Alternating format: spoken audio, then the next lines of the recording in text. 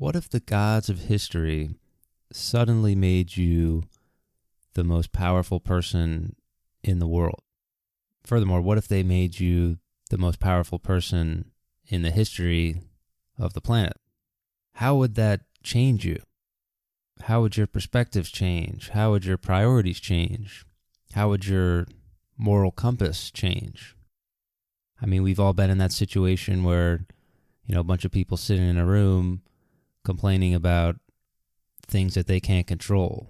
Maybe it's their boss at work, or maybe it's their politician, and here's why they're being stupid, and here's how I would go about changing it. Well, what if you suddenly had the power to go about doing that?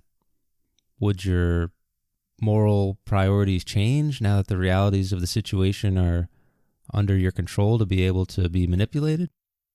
Or would you kind of stick with your guns and what you trusted to begin with? Now, it's interesting to note that we actually have some sort of historical evidence to kind of answer this question.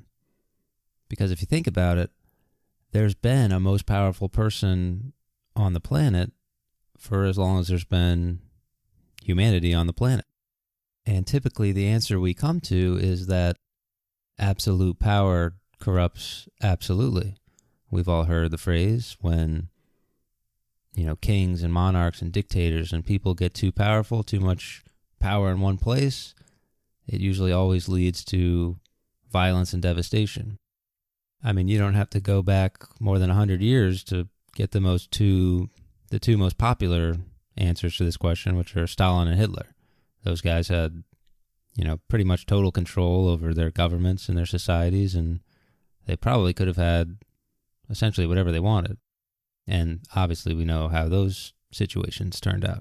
But the subject of this episode will be a person who had maybe even more power than guys like Stalin and Hitler relative to the time period that he lived in. And his name was Marcus Aurelius. He was a Roman emperor during the late stages of what we call the Pax Romana, which is the Roman peace, a period of peace and prosperity in Rome for over 200 years. And Marcus Aurelius was without a doubt the most powerful man in the ancient world at that time. He could have had anything he wanted: gold, woman, possessions, land, stuff, vacation homes, you name it. And Roman emperors would be expected to take that stuff and enjoy that stuff. But Marcus Aurelius was different. Instead of pursuing those worldly possessions that, frankly, human nature would say, of course he's going to go pursue those things, and we'll talk about it, but emperor after emperor after emperor goes ahead and spends his days doing that in the Roman society. Instead of doing that, he spends his days trying to figure out what the right thing to do is, how to live a moral life, what's the purpose of being a human on the planet. And maybe even more importantly than that, he's trying to figure out what are the principles, what's the criteria, what's the set of, foundational stuff that decides whether something is right or wrong. Ultimately, history is filled with interesting and fascinating figures who had absolute power, but oftentimes fell victim to corruption, oftentimes on a massive scale. So what fascinates historians about a guy like Marcus Aurelius is that, again, he could have had essentially anything he wanted, and instead of taking the time to, just enjoy those worldly pleasures, he's out there doing the difficult thing. And the difficult thing is often trying to figure out what to do that is the right thing.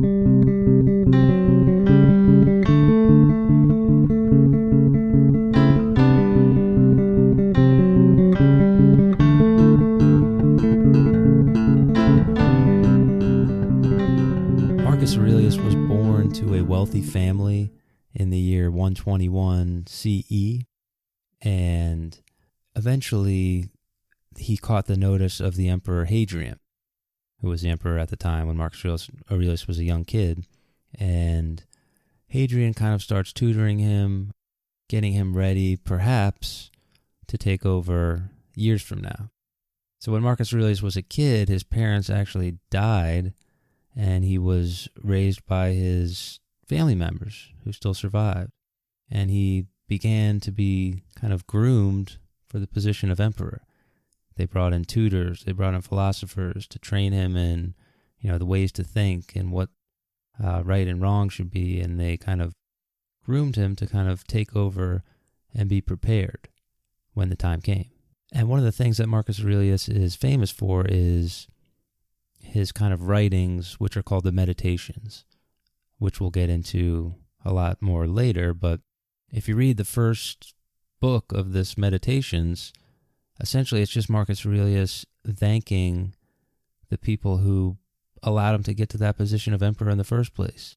So he spends literally paragraph after paragraph after paragraph thanking his parents, thanking his tutors, thanking his friends, thanking the people close to him that allowed him to get to that position. So right off the bat, you get the sense of Marcus Aurelius as a man who's humble and who understands that, no man is an island, and you can't accomplish anything in a vacuum. No matter how impressive or powerful you are, there was always someone somewhere who helped you along the way to get there. So as we said, Marcus Aurelius is being kind of groomed for the throne, and some of the people in front of him in the line of succession, end up passing away or going away or dying, and Marcus Aurelius becomes the emperor of Rome in 161 CE. When this happens, he's 39 years old. This is a seasoned, humble, as we said, man who's been groomed for the throne. This is not some petulant child like a lot of these emperors were, who kind of felt entitled to what they were about to inherit. So that's something that's key to understand about Marcus Aurelius right from the get-go. And one of his first acts as emperor is actually to essentially make a co-emperor.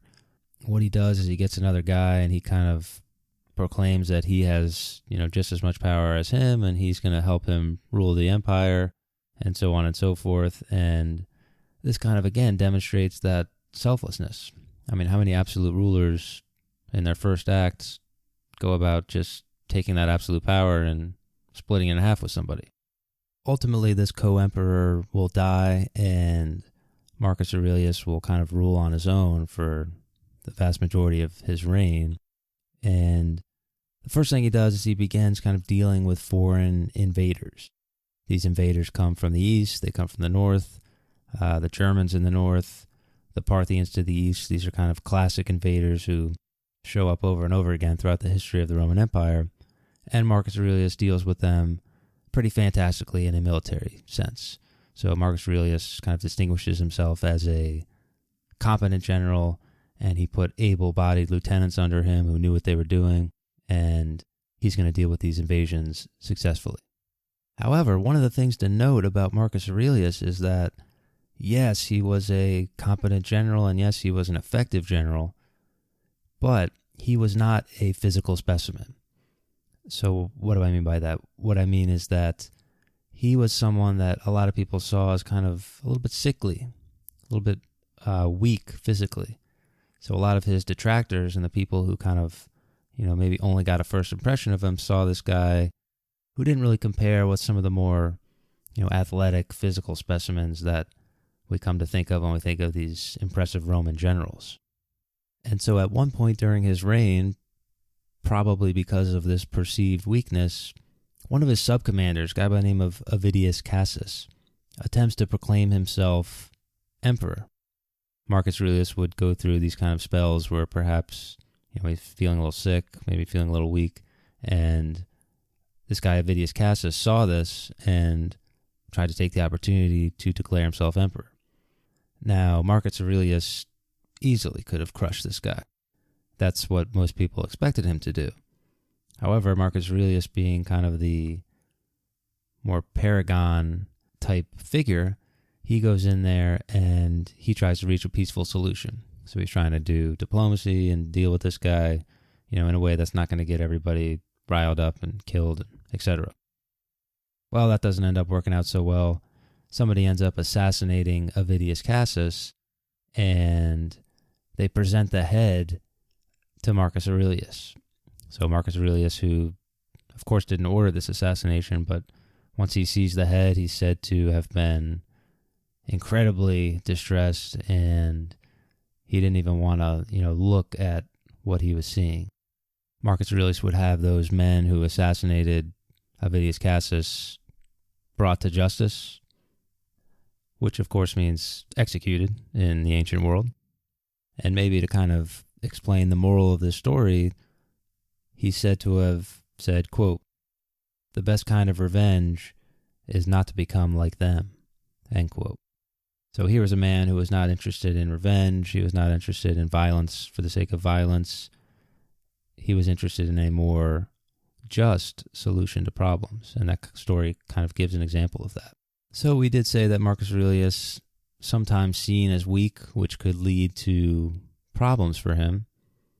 And another reason why this was kind of the perception was that his wife, a woman by the name of Faustina, was a notorious philanderer. So she would be sleeping around with senators and, other rich people and important people. And this was pretty well known in Rome. This got back, of course, to Marcus Aurelius' reputation, and his reputation took a hit because of this. So Marcus Aurelius, Emperor of Rome, most powerful man in the world, not without his problems at home. Now, aside from dealing with these foreign invasions and being known as a just emperor who instituted a more just Roman law system based on, kind of trying to help the poor and help the people who were maybe disenfranchised by the system in Rome as it currently worked, Marcus Aurelius was a member of what we call the five good emperors. And these guys kind of presided during that Pax Romana period, which was a period of Roman peace and prosperity, and they brought, education to more people. They were being educated in the classics, Plato, Socrates, Aristotle, etc.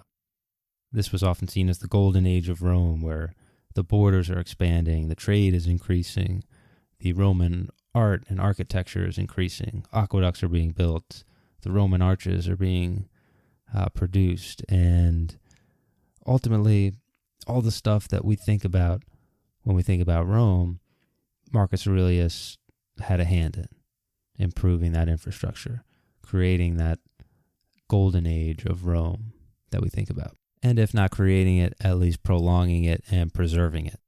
So this golden age of Rome was, make no mistake about it, this Roman Empire was a complicated machine. And if you don't think that leadership matters, let's take a look at some of the other leaders, just a handful of people who ran the Roman Empire in or around this time. We have Tiberius, who became emperor after Augustus Caesar, of course Octavian, the first Roman emperor, and Tiberius was essentially the Michael Jackson of Roman emperors. So he gets the job, and within, who knows how long, he's essentially retired to a villa in the Roman countryside, or it might have been some island, and he's bringing a bunch of little boys with him where he kind of hangs out at the pool, and, I don't need to tell you what's going on with that. So that's Tiberius. We have the Emperor Nero, who is, of course, famous for supposedly playing the fiddle while the city of Rome was burning, and some people even attribute that fire to something that Nero started. Now, that story is almost certainly not true. Very unlikely that he was doing any of that. In fact, a lot of people think he was actually helping to put out the fire and, maybe even doing a decent job of doing that.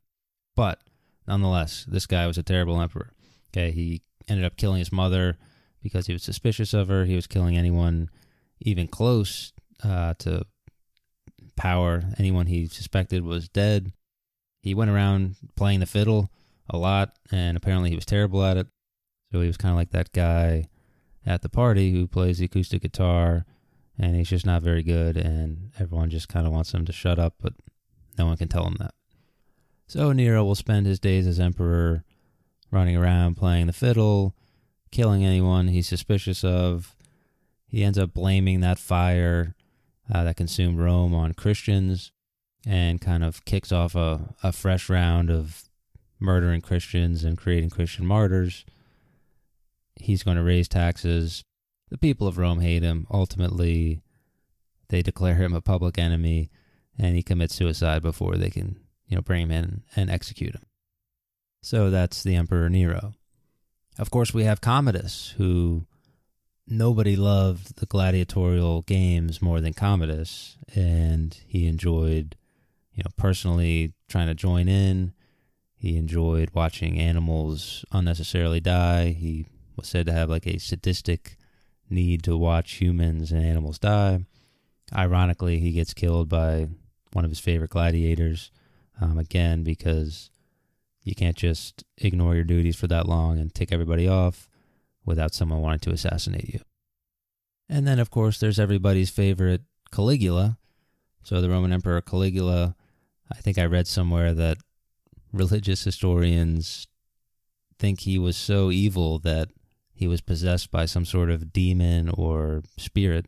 So that's kind of how evil they thought Caligula was. And if you can think of something just reprehensible that a Roman emperor could be involved in, Caligula was almost certainly involved in it. So torture, incest, orgies, you name it. Caligula was doing it. There is a story that at one point he tried to name his horse a consul.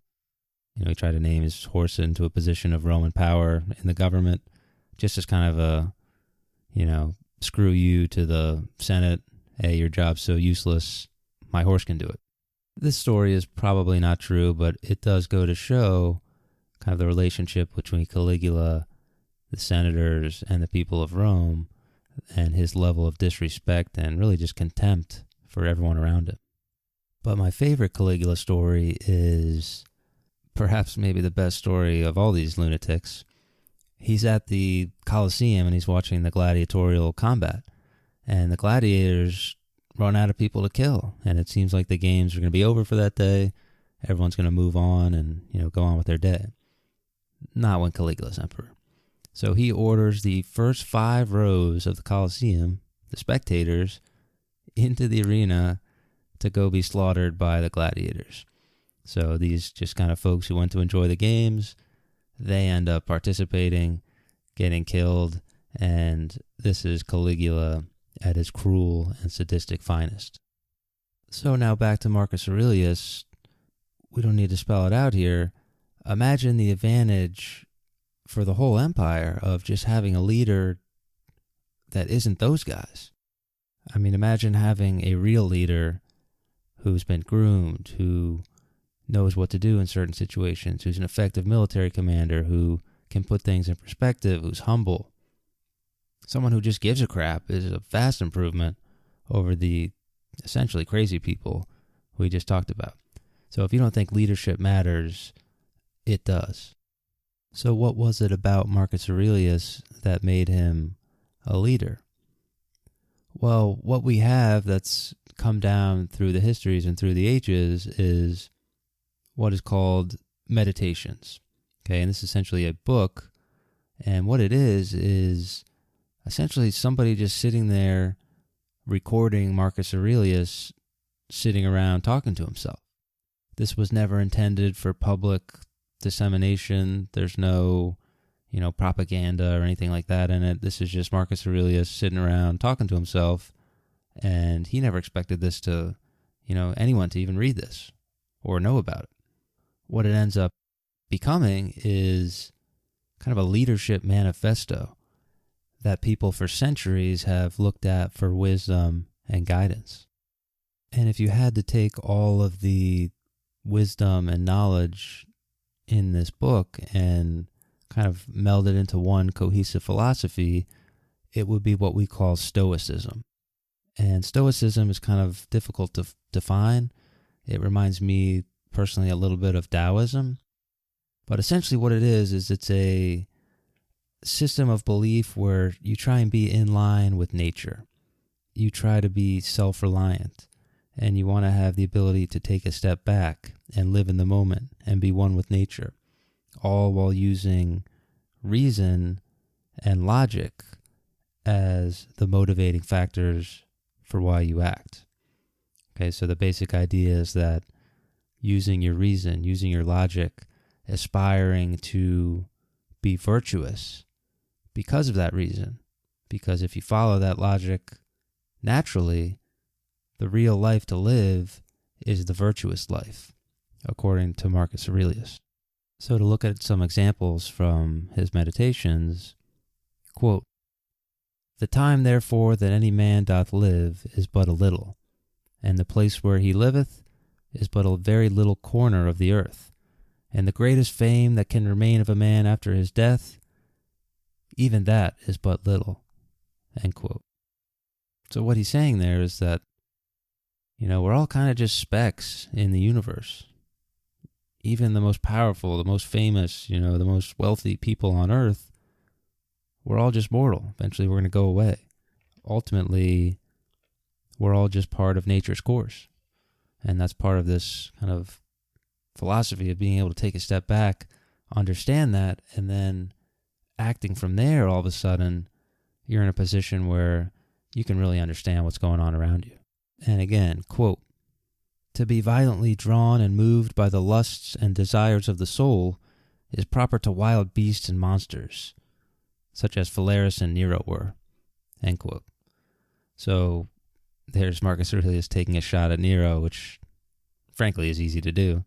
And what he's saying there is that self-reliance is the key.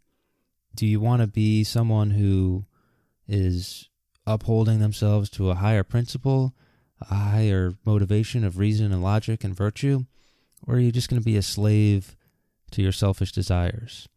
A lot of people think that freedom means the ability to do whatever you want.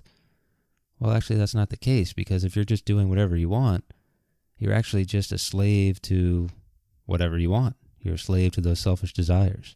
So Marcus Aurelius understood that, and he wanted to be, the master of himself, the master of his domain, pardon the Seinfeld pun.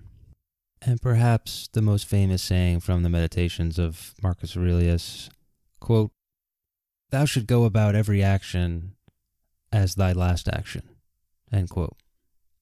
So go about everything you do as if it was the last thing you do.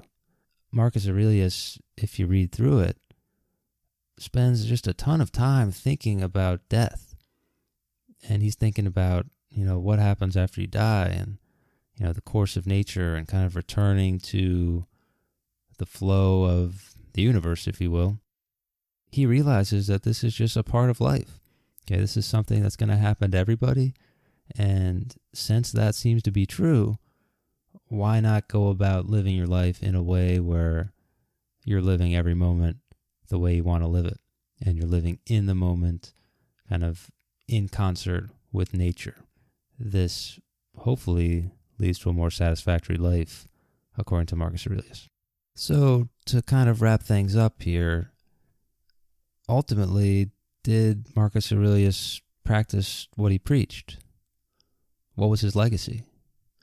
Well, obviously, that legacy of wisdom and gentleness and Stoicism and all that stuff would live on, and people learn from that and gain inspiration and wisdom from that. But like anyone else who's in a position of power, or maybe anyone else in general, his legacy is complicated. One of the things that happened during his reign was the persecution of Christians. And if you look at what's going on there, historians have often debated how much of this is his fault. So, as we kind of mentioned earlier, Christians, when they were kind of young as a religion and, still growing, they often got blamed for a lot of the bad things that happened in Rome. And under Marcus Aurelius' reign, Christians were persecuted maybe more than any other. And whether or not he had a hand in this, or how much he should be responsible for that, or, to what level his responsibility is there, gets debated. So some historians say you can't really give him a pass for this, but, you can't also just ignore the legacy for good. So what I would add to that is that if you look through history at any person who's in a significant position of political and military power, it's very difficult to find any leaders who don't have some sort of blood on their hands. And the level of responsibility is always up for debate. And to borrow from Marcus Aurelius a little bit, maybe that's just the cycle of nature and the way things go. No matter all the good you do and all the good things you do, there's always going to be some part of your legacy that brings you down. There's always going to be something counterbalancing what you did or what you tried to do. There's always going to be a yin to the yang. And maybe that's something that Marcus Aurelius would agree with. Maybe it's not. And to kind of give an example of that, after Marcus Aurelius dies, his son Commodus would go on to, somewhat ironically, start the process of screwing up everything Marcus Aurelius did and began that long process of undoing what the great Emperor Marcus Aurelius did. So as you go through the highs and the lows of life, it might be worth it to ponder those questions of legacy and to remember the steady wisdom of Marcus Aurelius.